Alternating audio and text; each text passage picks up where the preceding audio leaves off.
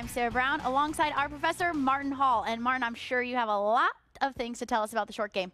Well, I have one thing in particular. Okay.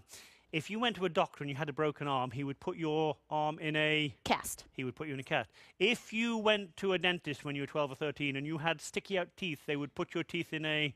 Braces. Braces. Yeah. If you have a broken short game, you need to put your head and neck in braces for the same reasons. Now, the cast, the braces, how long do you leave them there for? Until you don't need them anymore. Right. So this rather exotic-looking thing, which I'm definitely going to make you put on in a moment, but I will hold my own feet to the fire first. Getting the eyes to be level and straight is of paramount importance in the short game. Much overlooked, much undertaught, incredibly important. Now, I made this very graphic so that people watching this could see it. You could do this just as easily with a coat hanger, a wire coat hanger, just bend it, tape it to the top of a hat here like I have done, and just get it where it's fairly straight. So when I put it on, I'm going to look straight at my intrepid cameraman, Anthony. He's trying not to laugh, like Tin Cup, here we go again. But you can see as I'm looking in the camera, my eyes are level.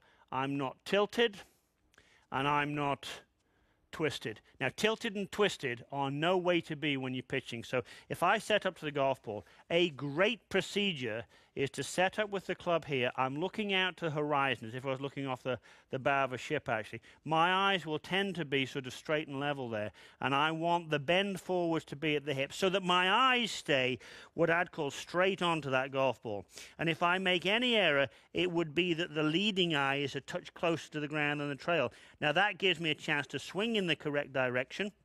And because I'm tilted just slightly, it gives me a great probability that I'll just pinch the ground as I hit the ball. I'm putting the descent in, actually, with the setup, and it helps me get a lot of things correct. Now, it's one of those things where people say, oh, yeah, I don't need to do that. There's a very, very, very strong probability you do. Right. And you'll only know if you need it when you actually use it. So please, please, give this a try. Now, obviously, because my head seems to be a lot bigger than yours. It's a little bit bigger than mine. Here we go. Now, how does that feel? Yep. Outstanding. If Palmer could see you now, Palmer being your baby boy, if he could see Mama now, is Mama Brown. Okay, so the eyes are level. Yep. Now, I would want you to just bend forwards. Yeah. Now, I know that that's not your normal setup. No, I know it. It's because your normal setup, just set up, we'll show the viewers at home, your normal setup would have this eye a bit closer to the ground. So that you would be there. You would be tilted and off to the right. Now, that tends to make people bottom out too early. So, be a good student, don't do that. Right. I want you to be level, straight, and maybe this side down a little bit. Okay. Tilted, love it, love it. Now, that's a very different look to you, I'm sure, as you look at your golf ball, isn't it? Looks great. It'll help you pinch it. Yeah, perfect contact. You could hear it. And yes, it does look goofy. Yes, it does look like Tin Cup 2.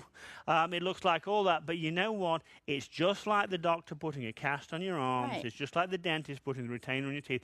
It works if you do it. If you're watching this tip, it shows me you're serious about getting better. If you're serious about getting better, do yourself a favor and make yourself like a little eye-line trainer. And you may look funny, but hey, it's going to work. So thanks for joining us on Golf Channel Academy. For more great tips like this, make sure to watch School of Golf.